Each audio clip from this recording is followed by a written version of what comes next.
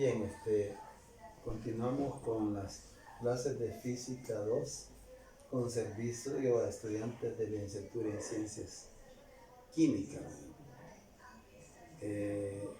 Acabamos de pasar la unidad de transferencia de calor, la unidad 5. De todas estas unidades, pues Alejandro les va a modelar. Yo le voy a estar mandando las guías a él, ¿verdad? Tal vez él se las envía a ustedes, ¿verdad? Pero él les va a modelar algunos de los ejercicios. En teoría, pues entraríamos ya a la unidad 6. Esta unidad pues está un poquito larga, ¿verdad? Pero así es la situación, ¿va? Porque en este curso pues se trata de que veamos fluidos y lo principal de la termodinámica, ¿verdad? Al final hay un poco de oscilaciones mecánicas, pero eso, si queda tiempo las vamos a ver, ¿verdad? Si no, pues las vamos a obviar, pero ojalá nos quede tiempo. Bien, ¿cómo se llama la unidad 6 del curso de este curso de Física 2? Desde los gases ideales y la primera ley de la termodinámica. Acuérdense que hay leyes principales de la termodinámica. Tenemos la ley cero de la termodinámica, que es de equilibrio térmico. Todos los sistemas en el universo tienden al equilibrio térmico. Se le llamó ley cero porque ya se había establecido la primera y segunda ley de termodinámica. Entonces, los estudiosos de estas áreas se dieron cuenta que la primera ley de termodinámica tuvo que haber sido la ley de equilibrio térmico. Pero como ya estaba la primera y segunda ley, entonces a esa ley se le llamó ley cero de la termodinámica, que consiste en que todos los sistemas en el universo tienden al equilibrio térmico. Entonces, como en la primera ley de la termodinámica intervienen la parte de estado gaseoso de la sustancia, ¿va?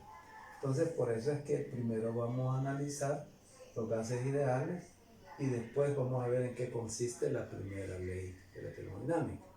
Como un adelanto, la primera ley de la termodinámica está en base al principio de conservación de la energía. Energía entrante igual a energía saliente, con sus respectivas pérdidas, por supuesto. Ahora, idealmente, pues, que toda la energía entrante se convierta en energía productiva, eso es ideal. Tendríamos una máquina de 100% de eficiencia, ¿va? Y eso, pues, en la naturaleza no existe, ni en ningún sistema, porque son leyes universales. Bien, pero volviendo a esto, aquí empieza como ecuaciones de estado, dice. Yo digo ecuación de estado hubiera sido, aquí lo han puesto en plural, ¿no? 6.1. Bien, aquí vamos a partir de lo siguiente, que a densidades muy bajas los gases reales se comportan como gases ideales, ¿verdad? Después 6.2 dice leyes de los gases ideales. Está relacionado siempre con ecuación de estado, pero lo vamos a analizar así. Entonces, acuérdense que el comportamiento de los sólidos y los líquidos es uno y el comportamiento de los gases es otro. Entonces aquí pues nosotros vamos a ver la ecuación de estado como un gas ideal, ¿no? Incluso pues yo sé que ustedes conocen ya mucho de esto, entonces lo que vamos a hacer es reafirmar algunas ecuaciones porque son estudiantes de ciencias químicas, ¿verdad? Entonces ya esto ustedes lo conocen pues de la química general que cursaron, ¿no? Entonces, pero como está relacionado con la física, pues está en el programa. Y que muchas veces pues les va a tocar, como no se sabe de dónde va a ir a trabajar cada uno de ustedes, va a trabajar con gases en tanques, va, trasiego de un gas para otro, los diferentes tipos de gases, oxígeno, nitrógeno, hidrógeno, etc. etc. Entonces, de conocer pues el comportamiento de ellos. Bien, vamos a suponer que tenemos una muestra de un gas encerrado en un recipiente. Vamos a suponer que lo tenemos a temperatura constante. Aquí me imagino yo tener pues un émbolo y una bomba como para inflar llantas de bicicleta, ¿verdad? Entonces todo el sistema va, émbolo más el gas va a ser el aire que vamos a comprimir. Si eso no hay ningún cambio, está a temperatura ambiente, imaginemos. La temperatura ambiente está constante, no está variando. Entonces, si yo esta muestra la comprimo en un poco de volumen, o sea que si lo disminuyo su volumen, entonces la presión de ese aire comprimido va a aumentar. Entonces ahí podemos inferir, ¿va?, que la presión es inversamente proporcional al volumen. A menor volumen, mayor presión. A mayor volumen, menor presión. A menor volumen, mayor presión. O sea, va en relación inversa. Vamos a dar planteada esta proporcionalidad.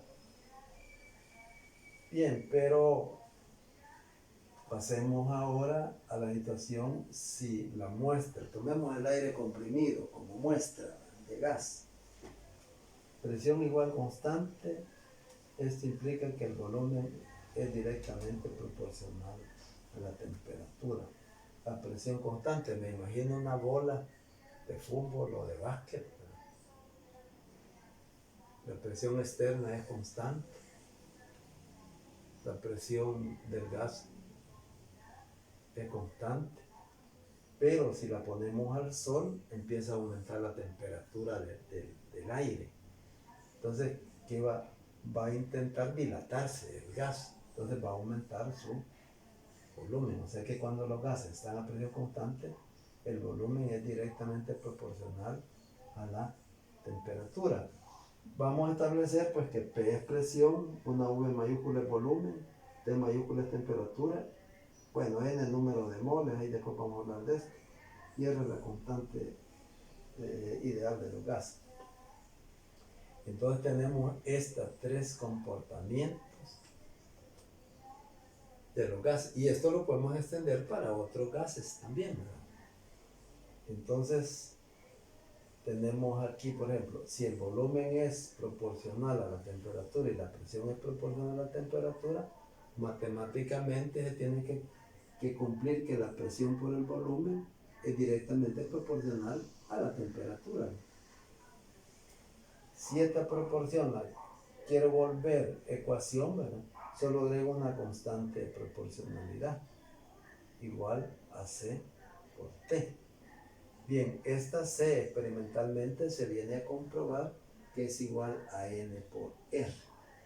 En un laboratorio podríamos comprobar esto. Ustedes quizás ya lo han comprobado. Bien, entonces en lugar de C aquí ponemos N, el número de moles del gas presente, ¿verdad? Y R es la constante universal de los gases. Acuérdense que Avogadro, Mendeleev y todo eso pues, fueron pioneros de cómo sacar la ecuación de estado, pues analizando un comportamiento general de los gases. Y llegamos a la famosa y bien conocida, yo no de memoria la ponía, PV igual a NRT, ¿verdad?, como regla mnemotécnica, ¿verdad? Pero y esto que está aquí es la ecuación del gas ideal, y podemos decir que esta ecuación rige la ley del gas ideal. Si vamos a analizar gases reales, pero que sus densidades, dijimos, son muy bajas, pues se comportan aproximadamente como un gas ideal, ¿va? Ahora, si hay algunas variantes, si pasamos a la ecuación de Van der Waals, ¿verdad?, entonces y allí molecularmente pues intervienen otros aspectos. O sea que ya esta ecuación pues se adentra más a la realidad. Bien, ¿qué más podríamos decir siempre con la ecuación de estado? Bien, la constante universal de los gases ya sabemos que es 8.31 Joule mol por grado, Joule sobre mol por grado Kelvin. Para ustedes es harto conocida esta ecuación. El número de Avogadro pues es de 6.02 por 10 a la 23 mol por menos 1, ¿verdad? Este número de Avogadro pues lo dedujo un famoso químico soviético, ¿verdad? Siempre en relación pues con el comportamiento de los gases ideales. Determinó también que el número de moles N, ¿verdad?, está relacionado por N mayúscula sobre Na, donde N mayúscula es el número de moléculas del gas y Na el número de Avogadro. O sea, de que se dedujo pues que hay esta relación para el número de moles. También se dedujo, ¿verdad?, los químicos experimentales, que el número de moles es igual a la masa de la muestra sobre la masa molar, ¿verdad? O sea que la ecuación de estado la vamos a aplicar o bien con esta ecuación PV igual a nRT o PV igual NKT. Ya voy a explicar esta ecuación. Es la misma ecuación, pero con algunos términos diferentes, porque aquí tenemos NR y aquí NK, ¿verdad? Pero están las variables presión, volumen, temperatura en las dos. Bien, si le llamamos K a la constante de Boltzmann, ¿verdad?, este es R, la constante del gas ideal sobre el número de Avogadro. Si yo despejo R de acá es K por Na, y este Na es N sobre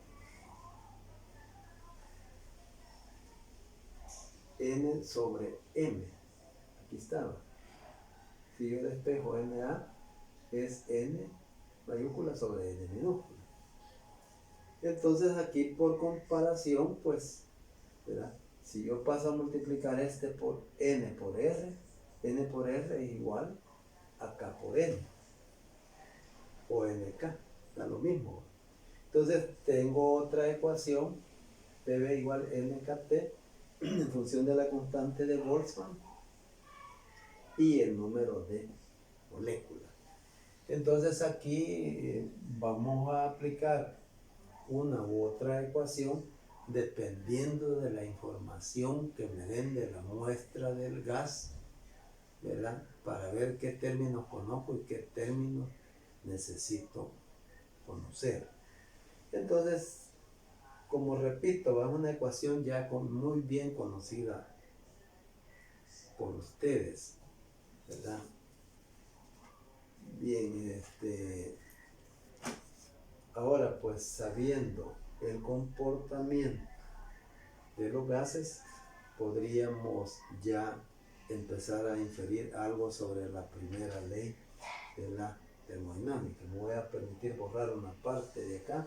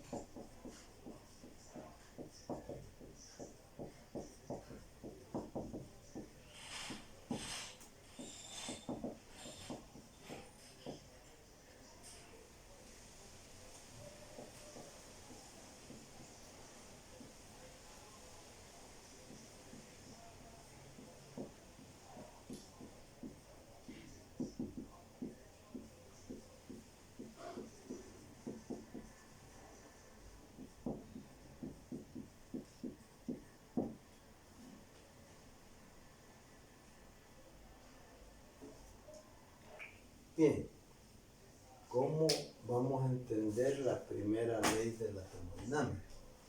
Vamos a suponer que aquí tenemos un cilindro y que aquí tenemos un émbolo con capacidad de comprimir, de moverse.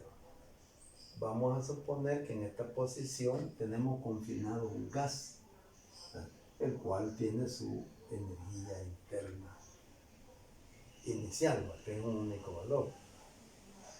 Bien, vamos a suponer que aquí ponemos un mechero, ¿verdad? Para que le llegue el calor al gas. Entonces, cuando este es una forma de energía, ¿verdad? Ya lo sabemos. Cuando el gas se calienta, claro, va a cambiar su energía interna, se va a expandir. Cuando se expanda el gas, va a ser un trabajo. Q es el calor transferido al sistema. W, como esto se va a tener un desplazamiento, ¿va?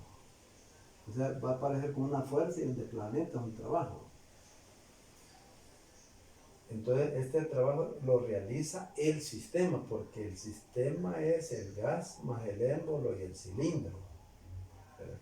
Entonces, realizó un trabajo. Y al mismo tiempo, pues, cambió, porque empezó con una energía interna inicial. La energía interna de este gas es la energía de movimiento que tiene el gas inicial. Recuerden que los gases son como moléculas que andan rebotando así, ¿va? Tienen su energía interna. Con el calor lo que hicieron las moléculas es aumentar su energía interna. Entonces, prácticamente tuvo que haber al final del trabajo una energía interna al final con la que quedó el gas.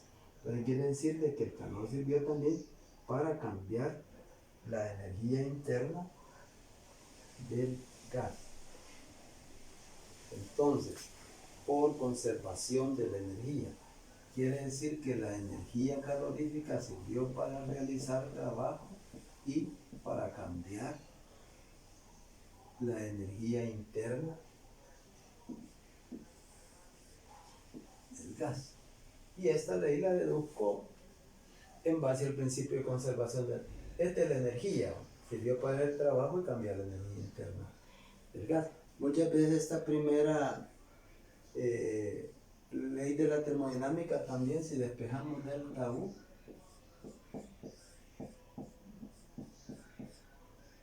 es lo mismo.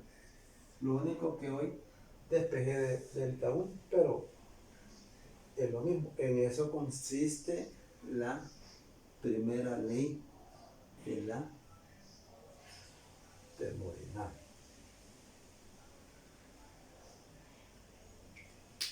Así en una forma pues esquemática. Bien, quizás nos quedaríamos hasta acá, ¿verdad? Solamente que vamos a dar una revisión cómo andamos, ¿verdad? Estuve comunicándome con Alejandro. Pienso que problemas de la unidad 3 ya les modeló algunos. Creo que falta todavía un poco de la unidad 4. Porque la unidad 3, ¿en qué se basa? Dilatación térmica, ¿verdad? Sabemos que hay la lineal, superficial y volumétrica, concepto de temperatura, ¿verdad? Eso.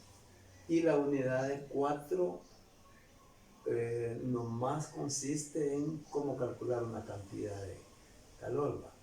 Aplicar el principio de calor ganado igual calor perdido. O qué sucede en el cambio de estado, el calor que hay que suministrarle a una cantidad de sustancia, ¿va? Para hacerlo cambiar de estado. Entonces, en base a eso sería pues el segundo examen parcial de física 2. Cuando Alejandro pues haya modelado ya, porque es que le falta todavía de la unidad número 4, ¿va?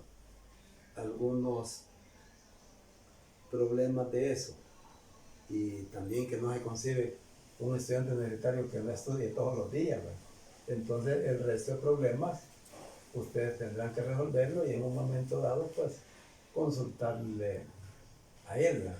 Así es que nos quedaríamos hasta acá, ¿verdad? Vamos bien en el programa. Yo solo me voy a encargar de la teoría, de las ecuaciones principales, y Alejandro pues les va a modelar y va a aplicar toda esta teoría a los ejercicios que están en la guía. Yo le voy a ir pasando las guías a Alejandro, y Alejandro que los pase a Leslie, ¿verdad? Y así cuando ya se tenga el tiempo prudencial, pues los exámenes siempre serían el día jueves, ¿verdad? Así que gracias por la atención prestada, pues, y nos estaríamos encontrando en la próxima clase.